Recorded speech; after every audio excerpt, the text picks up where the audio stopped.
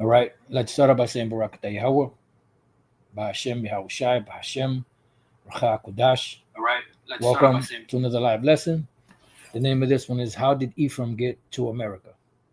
And this is pretty much based off of a video the Elder Pastor did a few days back. I'm not sure if it was 3 days ago, 4 days ago. And he had mentioned it, and he had mentioned me doing a video on it. And I didn't get a chance to get around to it. But I had been collecting, some info, to do the lesson. And I did a lesson years ago. Um, I'm not sure. I believe it was GMS Info Channel 11, which they took that channel down, and pretty much I went into a lesson on how Ephraim pretty much got to the Americas. Um, and then I remember, I'm not sure how many years later, but it was recently, probably maybe around 3 years ago or so. The brother Gabar Yahweh from Hawaii, he did a lesson on it also. And he was bringing out some of the same information that I had brought out, but I think he brought out other stuff too. So we're gonna get into it in this lesson, and I just show you how Ephraim got to this to the so-called Americas, or should I say to so-called North America, not to the Americas. That's a whole total different subject and lesson within itself. But what was the reason for these different tribes having to come here to the Americas in these last days for? Well, it's prophesied because this is the place, America. Matter of fact, let me start off with that, read a couple of precepts, and then we'll get into the info. Let's go to Hosea chapter 1 and verse 10. Yet the number of the children of Israel shall be as the sand of the sea, which cannot be measured nor numbered. And it shall come to pass that in the place where it was said unto them, you are not my people, there shall be said unto them, you are the sons of the living power. And that's dealing with here in the Americas. And this is one of the reasons why you had the different tribes coming to America, because, and I mean, when I say America, I'm talking about North America. It's the reason why you see, and still to this day, you see a lot of different tribes coming here, because the Lord is bringing that great reunion back.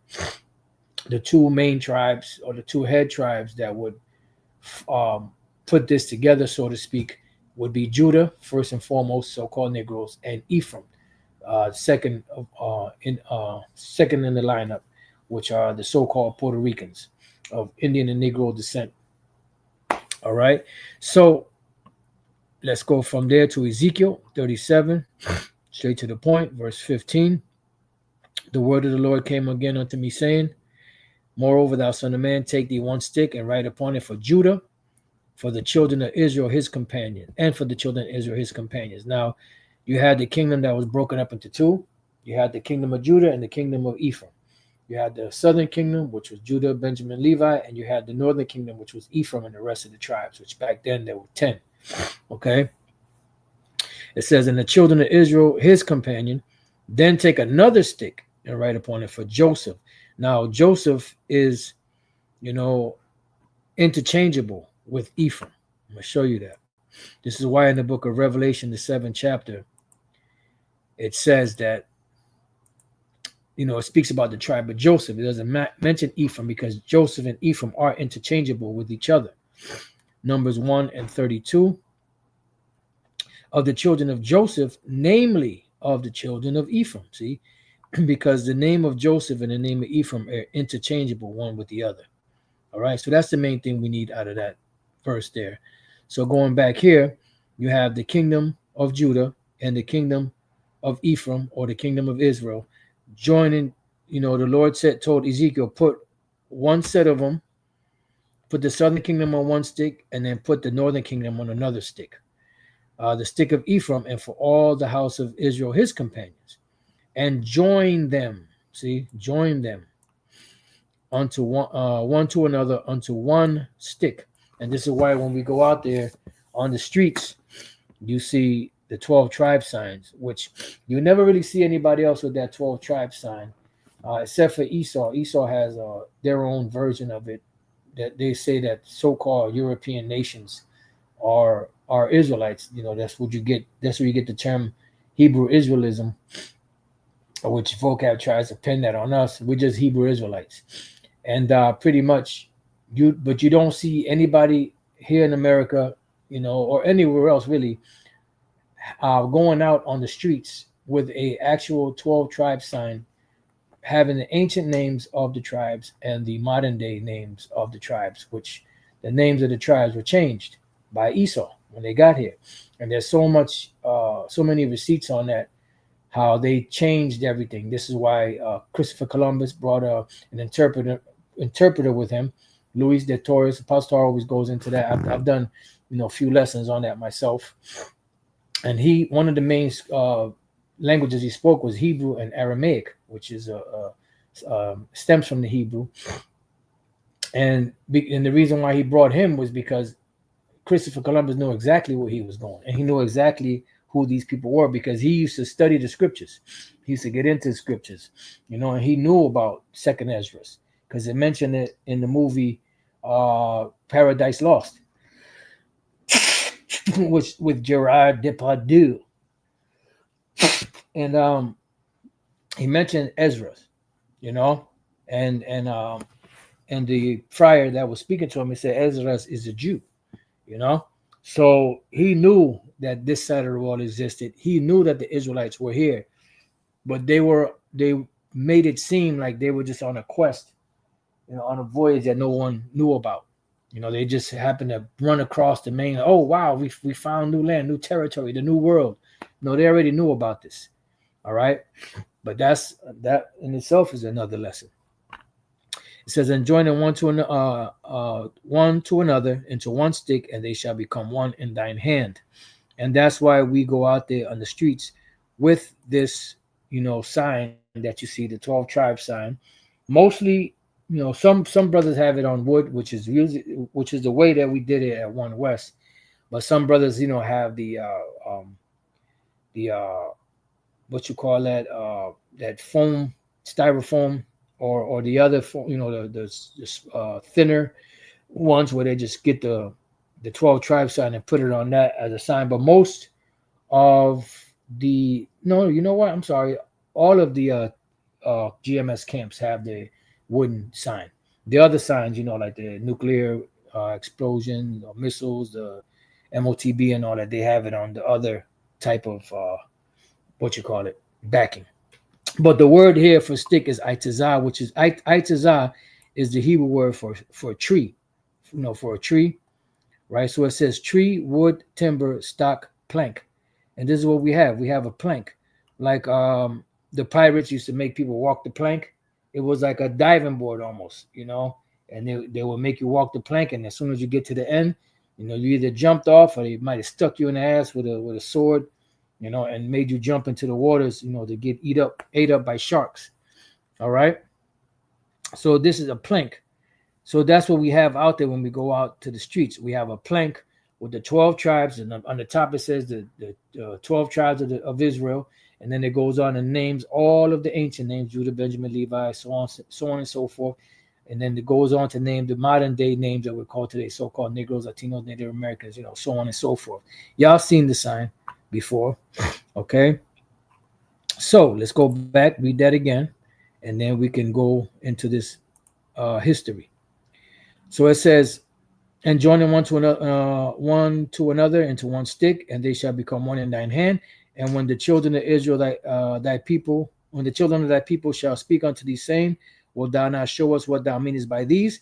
Say unto them, thus saith the Lord Yahweh Bashem Yahushai, behold, I will take the stick of Joseph, which is in the hand of Ephraim, and the tribes of Israel, his fellows, and will put them with him, even with the stick of Judah, and make them one stick, and they shall be one in mine hand. And that's, why we have the 12 tribe sign out there, because it's a commandment. Now, Ezekiel, Jeremiah, none of the prophets back then, Yahushua, the disciples, when they became apostles, the people that they taught, the apostle Paul, Timothy, and all them, none of them carried a 12 tribe sign. All right. The apostle John didn't have a 12 tribe sign. This was something that was going to be set up for the future. And then the Lord put the spirit on the apostle John to write down the 144,000 men, which is the governing body under Yahushai, 12,000 from each tribe. All right. So today, the Lord identified who the 12 tribes are, and you could accept it or not. It doesn't matter to us. We're persuaded and convinced in our mind that these are who the people are, and along with many other precepts and scriptures and characteristics in the Bible. And if you can't see it, then it's not meant for you. We're not here to shove it down your throat. We're not here to, tell you got to know this. No, you don't have to know nothing. You reserve the right not to believe it. That's fine with us. Because your unbelief is not going to stop the plans of Yahweh B'Shem Yahushua. Your unbelief is not going to stop this word from going out. It's not going to stop the prophecies from happening, and it's not going to stop the truth. Because you're going to find yourself fighting against the Most High. And your efforts are going to be futile. All right. It says, and the sticks whereon thou writest shall be in thine hand before their eyes. And this is why we have it out there. The 12 tribe sign. And you brothers and few sisters out there that have seen the street speakings, you see that we carry this sign. Now, every once in a while, you might forget a sign or something happened to where the sign wasn't brought out or whatever the case may be. But for the most part, the signs are always out there. Now, back in the days, during the One West days, if the higher ups got to the camp and saw you didn't have the 12 tribe sign or any signs, guess what? Or anything. If you missed something, you would be sent back uptown to go get it and come back, So this is how serious this thing is. All right. So nevertheless, let's get into it. How did the so-called Puerto Ricans, which are the tribe of Ephraim, get to America? Well, when you go back to the late 1800s, specifically 1898, I believe it was, that was the defeat of the American army against the Spanish army, the end of the Spanish-American War, or should I say in that territory there. All right. When that happened, right, when that Spanish-American War happened, a couple of months later, there was a devastating hurricane that came through Puerto Rico and decimated a part of the crops, the sugarcane crops of the time. Then after that, there was another hurricane that came not too long after that and did more damage. All right. So just to give you a small scenario, from that point, the Ephraimites were looking for work because there was a lack of work on the island. So in the island of Hawaii, there was a shortage of skilled laborers. So what happened was the so-called Puerto Ricans, right, Ephraim, they were shipped from there to America, right? I believe they landed in Texas, if I'm not mistaken. And from there, they caught a train across. No, I'm sorry. I think they went to Florida, if I'm not mistaken, if my memory serves me correct. And then they caught a train to go across the U.S. And then when they got to the other side, to the West Coast, then from there, they were put on ships to go into Hawaii. That was the first time Ephraim pretty much stepped foot on the soils of America. All right. And then there's, history that comes after that, when they were given citizenship and so on and so forth. And, they were allowed, or they were given they couldn't vote. We couldn't vote, but we could join their military because this was around the time of World War I, 1917, right, when America first joined the war. So from that point on, not many Ephraimite men joined the military. So what happened was, I believe it was a couple of months later after that, if I'm not mistaken, Woodrow Wilson, I believe it was, he set up a draft where they drafted, I believe it was 20,000 Ephraimite men to go to World War I. They sent certain ones of them to the Panama Canal, to guard the Panama Canal, so on and so forth. All right. So, as you see the progression of time, late 1800s into the 1900s. They started to come to the Americas, but really the big migration didn't happen till a little later. So let's get into it. I typed in the two storms in Puerto Rico, late 1800s, forced Puerto Ricans to seek labor elsewhere. Two storms in Puerto Rico in the late 1800s, Hurricane Santiago and a second great storm in Galveston, Texas, forced Puerto Ricans to seek labor elsewhere. All right, and that's pretty much all we need out of that.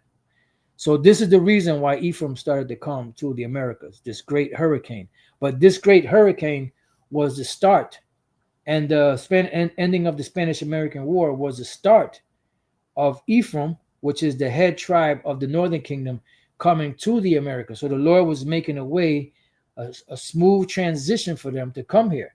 Because remember, you got Cuba, you got Jamaica, you got other, islands, and other tribes there that America could have easily, made, U.S. citizens. But why didn't that happen? Because the Lord was setting it up for prophecy. See, you can't get away from prophecy.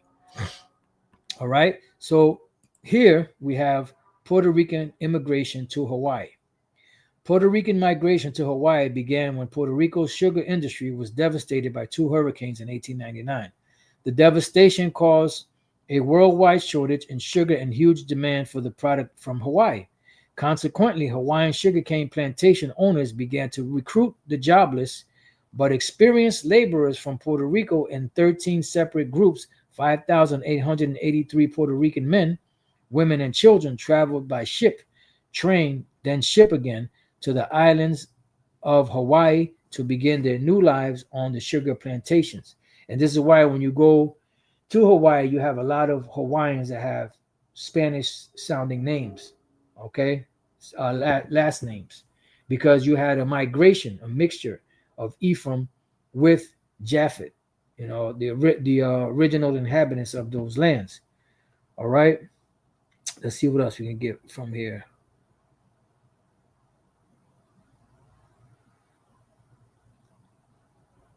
And I put these in the description box if you want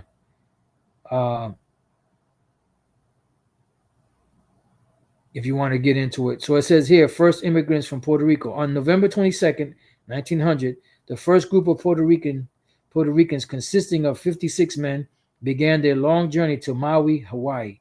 The trip was long and unpleasant, first sailing from San Juan Harbor to New Orleans. So like it was New Orleans, Louisiana, not Galveston, Texas. Galveston, Texas was where one of the major storms happened.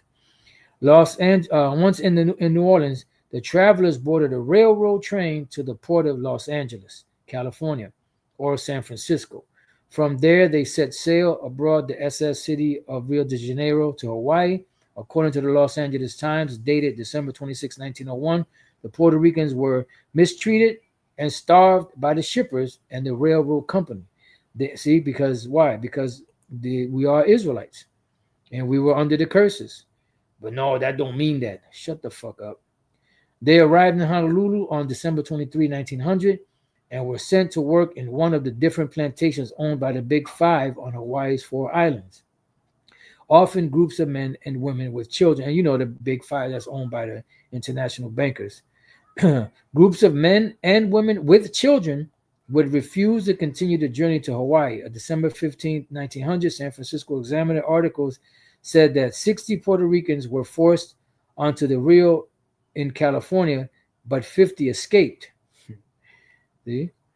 By October 17, 1901, 5,000 Puerto Rican men, women, and children had made their new home on the 4 islands.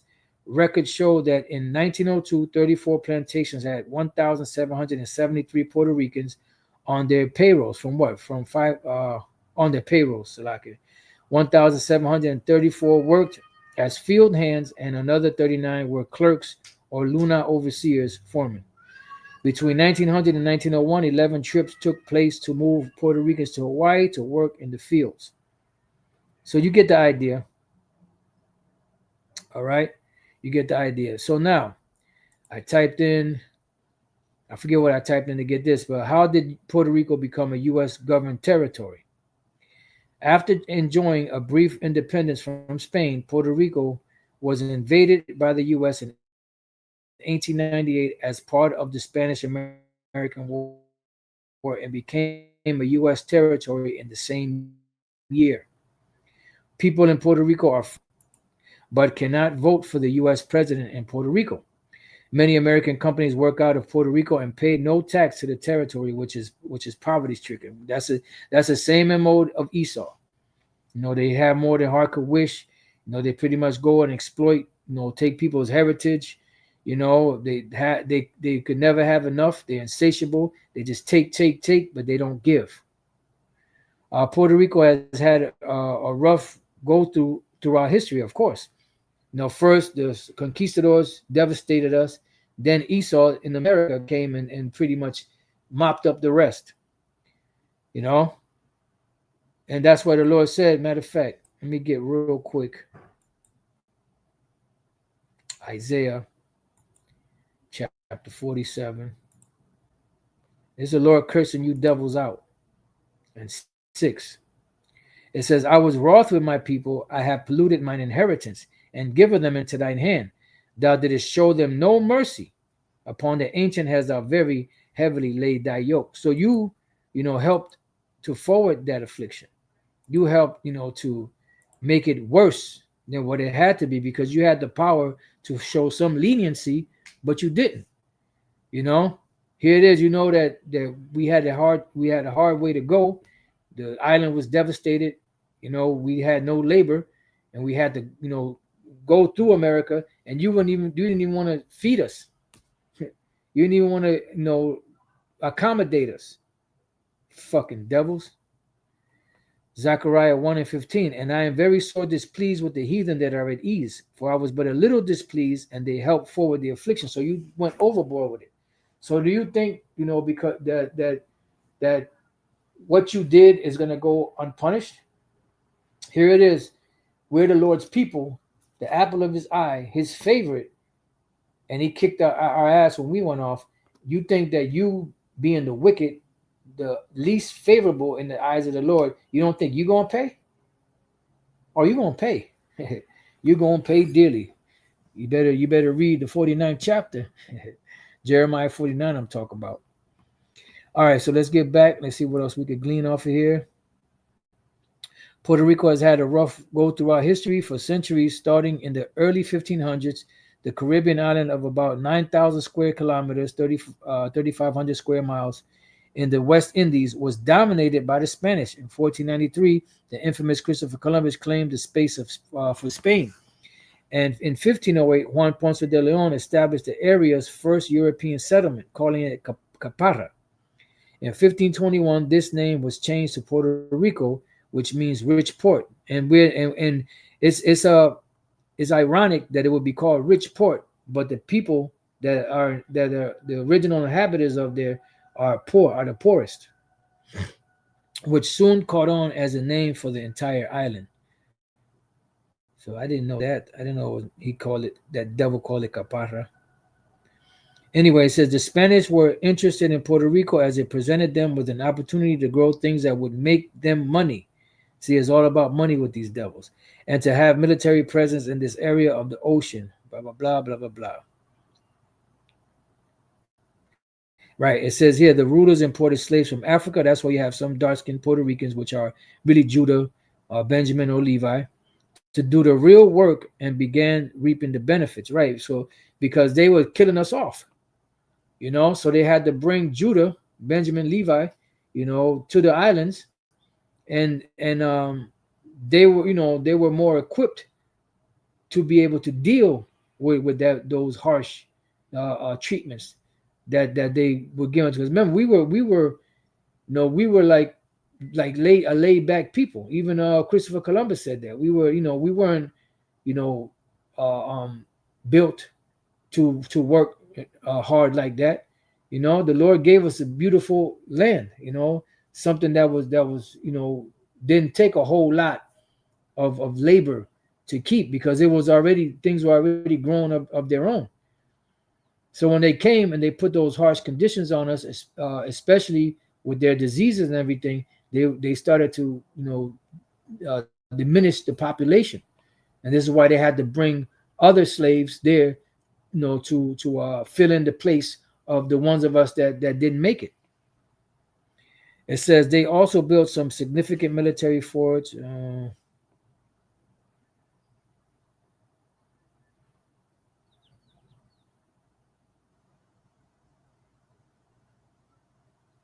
All right. So you get it. I mean, like I said, if you want to, read some more on this article, I got them in the description box. And this is the other one that I have. Puerto Ricans become U.S. citizens are recruited for war effort. This is just a little history. Barely a month before the United States entered World War I, President Woodrow Wilson signs the Jones-Shafroth Act, granting U.S. citizenship to the inhabitants of Puerto Rico. Right, and they also said anything shipped from the U.S. From Puerto Rico, wherever, had to have U.S. ships, as their, the only way that they can ship, which made the cost a whole lot more. Leave it to the devil. Located about 1,000 miles. Okay, we're just gonna skip through here.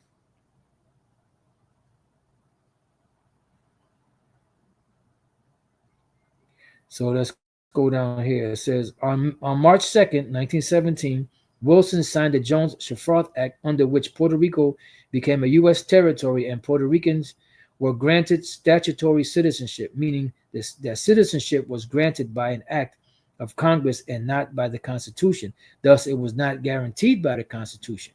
See, so pretty much they got us in the same quagmire as they got Judah in. Judah was considered 3/5 of a man in the Constitution. We were just like a annex, like a little extra something, to check that out. Borinquen. Yep, that's the actual year. I mean, the actual name. We were just actually just like a prop, so to speak. The act also created a Bill of Rights for the territory, separated its government into executive, legislative, and judicial branches, as they have here in America, and declared Puerto Rico's official language should be English. When all of a sudden we were speaking Spanish because of the devils that were there, then the official language became English when Esau took over. As citizens, Puerto Ricans could now join the U.S. Army, but few chose to do so. After Wilson signed the Compulsory Military Service Act 2 months later, however, 20,000 Puerto Ricans were eventually drafted to serve during World War I. Puerto Rican soldiers were sent to guard the Panama Canal, the important waterway in operation since 1914. So you get the idea. Later during World War II, Puerto Rico became an important military and naval base for the U.S. Army. Its economy continued to grow, aided by a hydroelectric power expansion program instituted in the 1940s. In 1951, Puerto Rican voters approved by referendum a new U.S. law granting the islanders the right to draft their own constitution. In March 1952, Luis Muñoz Marin, Puerto Rico's governor, proclaimed Puerto Rico as a fully associated U.S. Commonwealth under the new constitution. The status was made official that July. All right. And then let me see.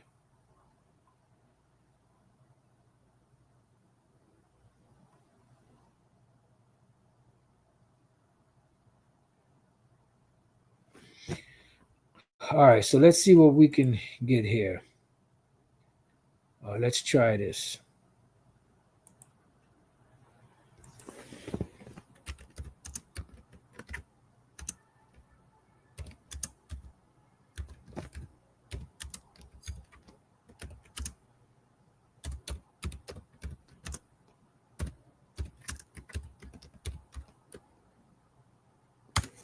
Okay, typed in what year did Puerto Ricans migrate to America? 1947 to 73. Migration from Puerto Rico to the United States mainland totaled 700,000 persons over the 27-year period, 1947 to 1973. These migrants, together with the children born to them, comprise the bulk of more than 1.5 million Puerto Ricans now living on the mainland. And there's got to be a whole lot more, because the scriptures speak about Ephraim being fruitful. The name Ephraim itself means fruitful. to have a lot of children. So it says Genesis 41:52, and the name of the second called he Ephraim, for the Most High caused me to be fruitful in the land of my affliction. This was Joseph in the land of Egypt. So Ephraim would be fruitful. That's what the name Ephraim means. And the word for fruitful or Ephraim in the Hebrew is aparyim. Ah is I or I am, because you have the word anya. Anya, which is I or I am. And then you have the word par, which means fruit. And then the yum at the end is plural. So apar yum, I am fruitful. Okay. Double ash heap. Now that's not what it means.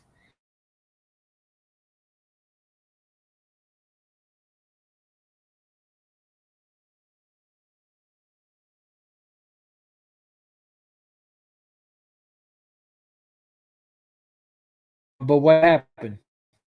The Lord caused how does that go? Oh, it's in the book of Hosea. Let me try this. Miscarrying.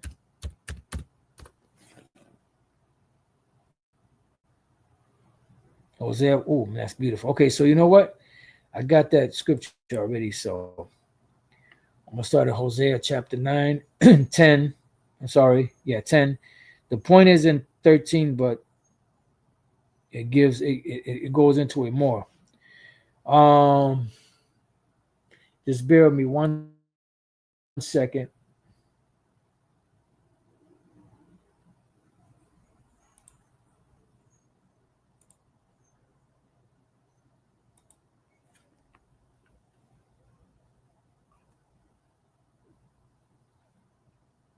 Right here, Genesis 49:22. Joseph, which is the father of Ephraim and Manasseh, is a fruitful bow. See, because it will have many children.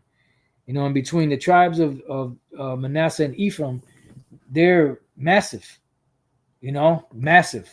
And then if those of you that are from the East Coast, I mean that go who I'm talking about who go back, old heads that go back. You know, there was a saying, especially in New York, pack them in like Puerto Ricans, because one thing that was associated with so-called Puerto Ricans, which was with having a lot of children. They were very fruitful. And this is a blessing that came directly from Yahweh Bashem Yahushai. It says Joseph is a fruitful bow, even a fruitful bow by a well, whose branches run over the wall. Meaning you have many sons and many daughters. All right, when you go into these Hebrew words, the archers, which are who? The Spaniards, have sorely grieved him and shot at him and hated him. You see, and then this is why even the so-called Americans that were putting the Ephraimites on trains and ships in order to get to Hawaii, which is a territory of America, right? They wouldn't even feed them. But his bow abode in strength, right? Because the scriptures speak about. Let's go to, I believe that's Psalms 127, if I'm not mistaken.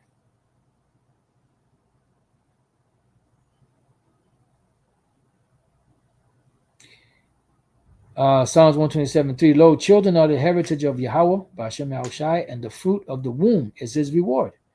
As arrows are in the hand of a mighty man, so are the children of the youth.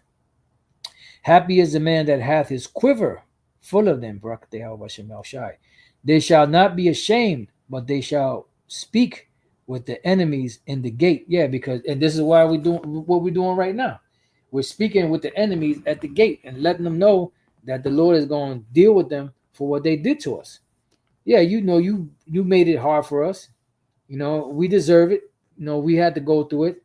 We dealt with it. Nothing we could do. There was no way for us to resist you. And even the ones that did resist, eventually you would catch them. Like Cacique Hatwe, which was a great, leader, a great chieftain among Ephraim. You killed him. It was either Ephraim or Simeon, I forget which one, you know, and he man he was bringing it to you. He was tearing your ass up, and eventually you caught him and burnt him at the stake. And the last thing that you devils did was you had a priest ask him, if he wanted to be baptized to go to heaven, and he said, "Will these Spaniards be in heaven?" And the priest said, "Yes." He said, "Well, no, I want to go to the other place, which there's no such thing as hell." But basically, he just said, "Look, if I'm here and these devils are doing this to me now, I don't want to go where they're gonna go, to catch hell again. Fuck them, you know." All right, and we're telling you devils that the Lord is going to pay you back for everything you did to us. So going back to Genesis 49:24, but his bow abode in strength, and the arms of his hands were made strong by the hands of the mighty power of Jacob. And this is the only reason why you devils were not able to conquer us, or should I say, were not able to fully destroy us, not conquer us. You did conquer us, but this is the reason why you were not able to fully destroy us, because the Lord gave us the resolve. He gave us the ability, and he gave us the fruitfulness to continue to grow, although our numbers were being decimated. Although we were being cut down, but you couldn't get rid of all of us because prophecy would have to be fulfilled eventually. It says, "From thence is the shepherd, the stone of Israel, even by the power of thy father, who shall help thee, and by the Almighty, who shall bless thee with blessings of heaven above, blessings of the deep that lieth under, blessings of the breast and of the womb." See, so the blessings of the breast and the womb, because Ephraim is known to be very fruitful. All right, and if you were from New York back in the days in the 80s and all that, when they used to say that 80s and 90s, really the 80s, pack them in like Puerto Ricans, you would understand.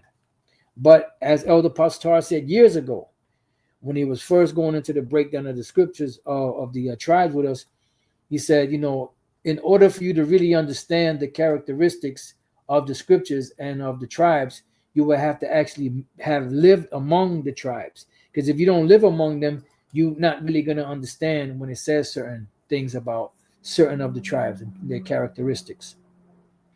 "The blessings of thy father have prevailed above the blessings of my progenitors unto the utmost bound of the everlasting hills." Yeah, because we got two spots, in the tribes, Manasseh and Ephraim. So it says, "They shall be on the head of Joseph, and on the crown of the head of him that was separate from his brethren." All right. So we had a great blessing, and the Lord sustained us even though we were being, slaughtered. And when you go into that history, boy, your devil's got a lot to pay for. Deuteronomy 33:13, "And of Joseph he said, Blessed of the Lord be his land, for the precious things of heaven, for the dew, and for the deep that coucheth beneath." Yeah, and Puerto Rico is set as an island. You got blessings from the waters, you have blessings from the earth, you have blessings from the sky.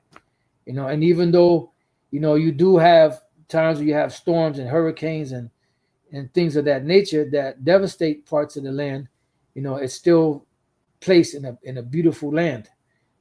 That's why these devils went there and took it over. All the islands are beautiful.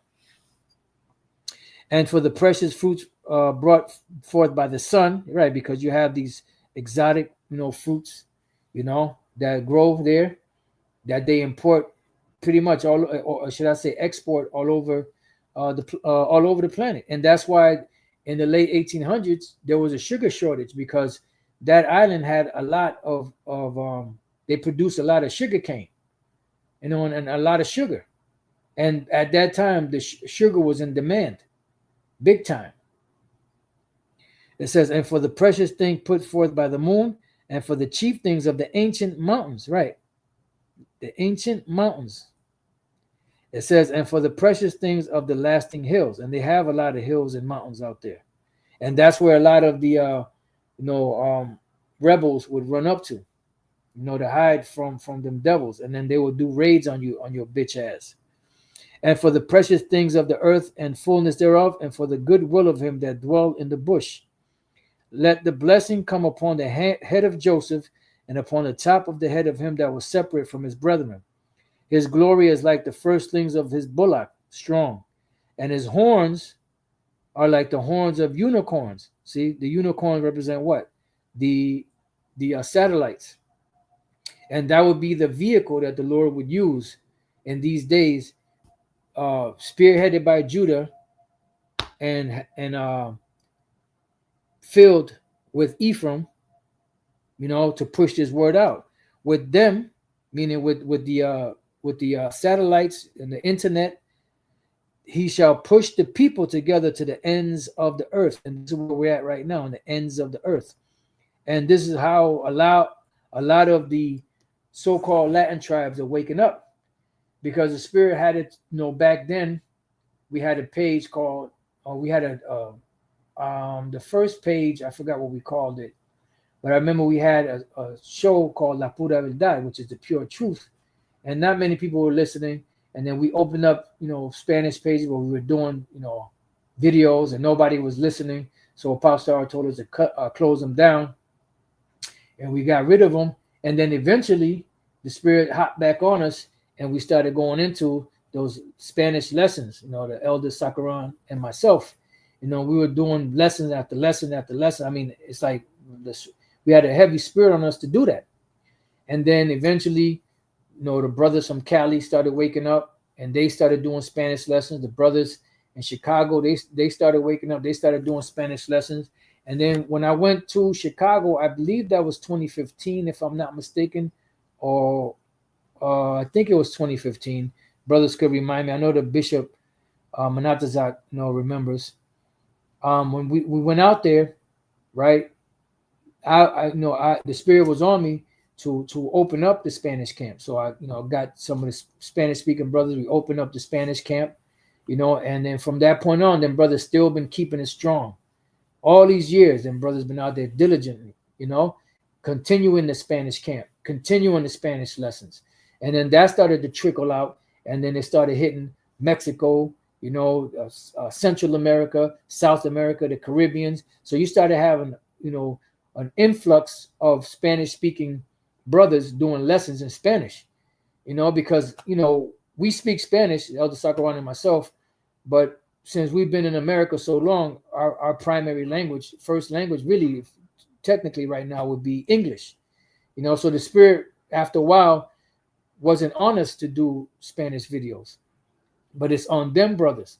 So the torch was passed on to them, and they keeping it going to this very day, 2025, man. Some of them brothers are probably pushing on 20 years of teaching His word, and they've been pushing that words hard. And some of them don't even do English videos. They do mostly Spanish videos, because the Spirit is heavy on them to do that. See, so this is done through what? Through the unicorn. The top teachers were Judah, and then you had Ephraim coming in there. And this is how the nation is being gathered together. All right. It says, and they are the 10,000s of Ephraim, and they are the thousands of Manasseh. So now let's go to Hosea chapter 9, verse 10. I found Israelite grapes in the wilderness. I saw your fathers as the first ripe in the fig tree at her first time, but they went to Baal Peor. Right. This goes back because Baal Peor was, the god that was being worshipped, and there were all different types of rites and rituals that were done or performed. And one of the rituals was sexual rituals, and this is why the man that was having sex with that woman, the Midianite woman, I believe in the other place they call it Moabite, but it was Midianites, he was doing it. They didn't kill him. Phinehas didn't take him out because he was having sex with a heathen woman. He killed them because they were having sex in the name of the god of them, and that was Baal Peor. All right. Baal Paiwar. It says Lord of the Gap. The deity worshipped at Peor with probable licentious right. No, there's no probable. See here it says a Moabitish deity. Then you had Midian, Midianites that were worshiping that what you call it, that gods, false god. All right. All right. So wait a minute. It says it seems to have been used in northern Israel. See, in the south, then it says it was the special name of the god of the Canaanites, Philistines, etc. Yeah, because all of these different nations had the same worship. They just called the gods by different names, or it was all the same shit. Just like today, the Roman Catholic Church / Christians, they worship Mary. That goes back to the Queen of Heaven worship, which goes all the way back to ancient Babylon, Egypt, Samaria, so on and so forth. The Assyrians, Akkadians, same deal. All right, so going back here, it says, and separate themselves unto that shame, because it's a shame to do that. And then there's the Apostle Paul said that it's a shame to speak of some of those things that they do in private or something like that. Why? Because they were having, when you had the parades to Bacchus and Dionysus and all that. These are ancient rites that were taken on by the Greeks and the Romans, worships of the gods, but it was a debaucherous thing. And you had Jakes that were into that. And to this day, they're into that. You have Freaknik and different Bacchanal and all that shit that goes on, down in Brazil and on different, areas in the Caribbean. They have different festivals, which all they all go back to the worship of these ancient deities. It says, and their abominations were according as they love. That's why it said, Ephraim is joined to idol, let them alone. And that's what caused us to fall. As for Ephraim, their glory shall fly away like a bird from the birth and from the womb and from the conception, right? Because even when you go back, when the conquistadors first got here and they started to rape the women, now then some of the women that would get pregnant by Ephraimite men, they would rip the babies out of the stomach or take the babies from them, and smash their heads against a stone. You have Bartolome de las Casas, which was a Dominican friar, that told of the atrocities that these the conquistadors were doing to the Israelites that were here. There's even pictures that are painted of some of the ceremonies that these devils were doing in killing our people. They would hang by the wrists, 13 men and women, on this, on this makeshift, what you call it, a gallows that they would make, and tie their wrists up and then burn them. Start a fire and kindle and burn it, and then you'll see pictures of them slamming the heads of not the unborn but the babies onto stones. Then there was other instances where they show you the conquistadors cutting off the hands of the Taino men, and women. They're cutting off their noses and ears and feeding it to their war dogs. And it got to the point where the war dogs, started to acquire a taste for Taino hands or Ephraimite hands, or meat. So you got a lot to fucking pay for, man. You got a lot of atrocities that you've committed that you have to pay for. And you think you're just gonna get away scot-free, like it's just like nothing never happens. And then, the list goes on and on and on and on and on and on and on and on and on. The brothers in Indianapolis, they have a series called For Thy Violence Against Thy Brother Jacob, and they go into different parts of the history of America and different, massacres that you committed, and different things that you've done, whether it was a lynching or a massacre or whatever. So you got a lot to pay for, man. Though they bring up their children, yet will I bereave them. And that's what happened. And that's why the Lord made us to be fruitful, because there would be a point where the Lord knew that these devils would come to devastate us, but we had to still be around to fulfill the prophecy of Ezekiel 37. Because how else would the nation be built if it had not been the Lord set it up for Judah and Ephraim to be the heads that would push? There would be the workhorses at the front that would push this work, to the ends of the earth, and as you see today, This knowledge that brothers and sisters out there listening to and hearing, was not set up by Edomites. It wasn't set up by any other nation. It was set up by the so-called Negroes, Latinos, and Native American Indians. And the main two heads was the kingdom of Judah and the kingdom of Israel. Which the kingdom of Judah consisted of Judah, Benjamin, and Levi. And at the main school, it was mainly Judah, Benjamin, Levi. And then you had Manasseh, you had Ephraim, you had different of the tribes there, because that was the beginning of what you see going on today in these teachings. It says that there shall not be a man left. Yea, woe also to them when I depart from them, right? Because when the Lord departed from us, we were catching holy hell. And there was no men, meaning that there was no one that can stand up to redeem us from this situation. And we had a lot of powerful leaders, a lot of powerful caciques, chieftains, that raided these devils. But we couldn't win because it was prophesied for us to lose.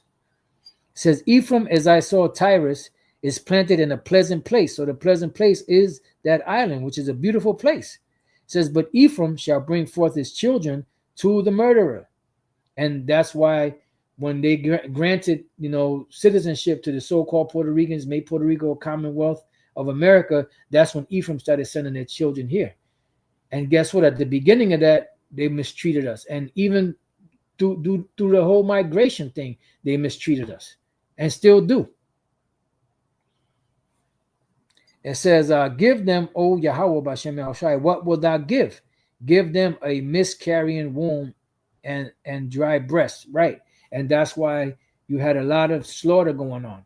But the Lord still allowed there to be a remnant left of the, so-called Taino, Arawak Indians, to fulfill prophecy. Because Ephraim, Simeon, and Manasseh, they still have to be around. Well, how do you know that, brother? Well, Revelation 7 says, you have Manasseh and 12,000 of Manasseh, 12,000 of Joseph, of 12,000 of Simeon, so on and so forth. So they had to survive. And that's the only reason why you had, a remnant that would escape and still be able to thrive. And some of them mingled among the inhabitants that were there in the different, places that they went to. Like we read earlier, how when they brought Ephraim here, they didn't want to go to because they were being mistreated. So they, I believe it said 5,000 of them escaped, and they mingled. So some of them may not even look like your typical Ephraimite today. They might look like an Issacharite, or they might look like a Gadite, or they might look like an Edomite, depending on who they mingle with, or they might look like a Judite, depending on who they mingled with. This is why it says, that's in Hosea. What is that? Hosea, I believe that's Hosea 5. I believe that's Hosea 5. Just bear with me.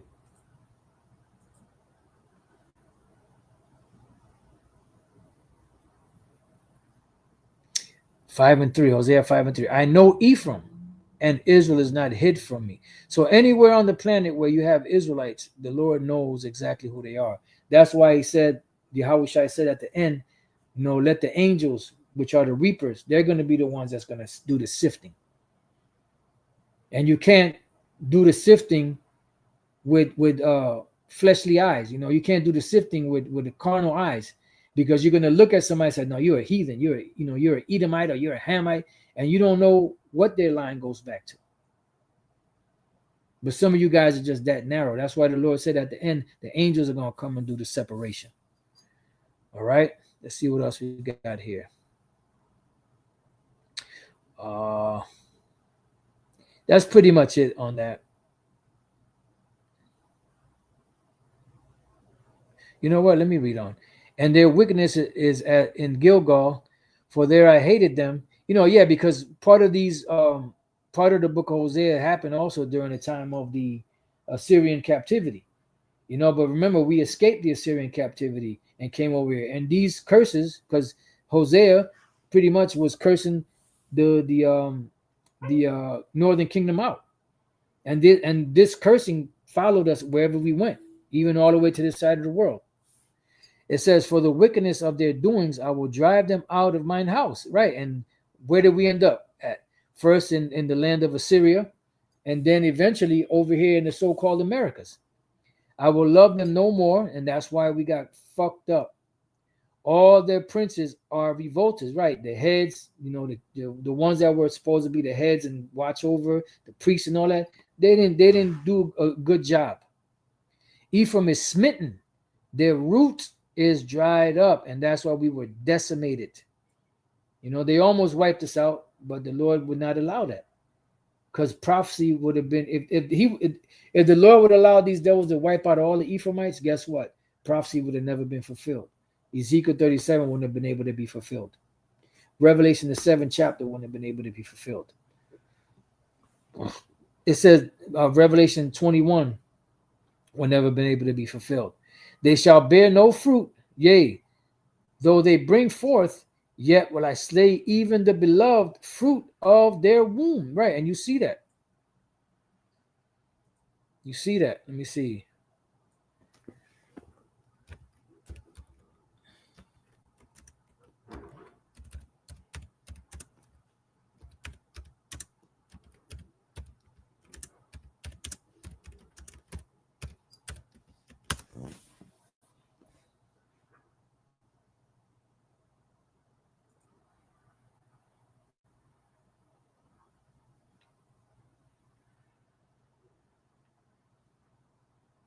If I can't find it this way. Oh, here we go. Let me see. Is this the one? No, I don't think that's the one. No, that's not it. But see, they got them in here in this house, and that's what they did to the chieftains. They had I'm not sure if that was Anakaona. She invited all the chieftains to have a meeting, with the Spaniards. They were going to do some type of exhibit, and then they had them all in this boique, I think they were called, and then they burned them all alive in there. This is what you fucking devils did. You don't think you're going to pay for that? I'm trying to see if I could find. There's this one picture. If I can't find it like this, then I'll just type it in another way. What's this here? All right, let me try it this way real quick.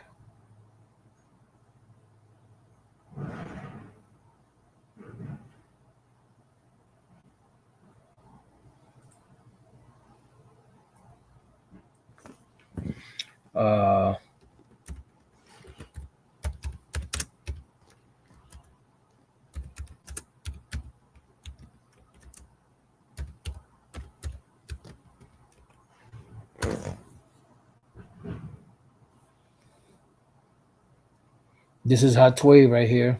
We were telling you about earlier. Cacique Hatway.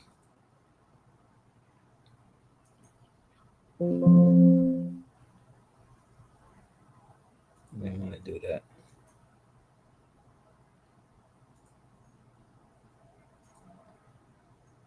He's the one that was, burnt at the stake because he didn't, he let it revolt. He was fucking you devils up. You devils are fucking scared pieces of shit.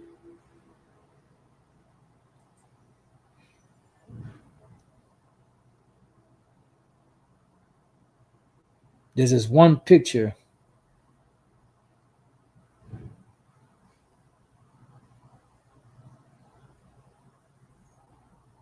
I wish I could find it just to show you. But they actually show you. This is the book right here. They actually show you. Oh, right here. I think there might be the cover. Let's see if they show it. See, they were being hung. There was 13 of them. There goes a fire, and there goes a fucking devil right here with a baby right here. That's a Taino baby.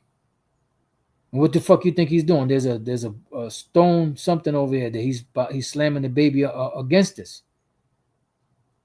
You don't think you motherfuckers gonna pay for this shit? And this was an account of an actual eyewitness. And this is what he drew. He drew this because this is what they were doing.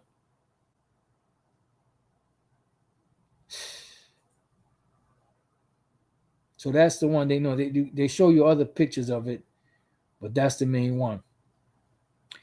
So with that, I pray that you brothers and few sisters have been edified. Till the next time, I say shalom.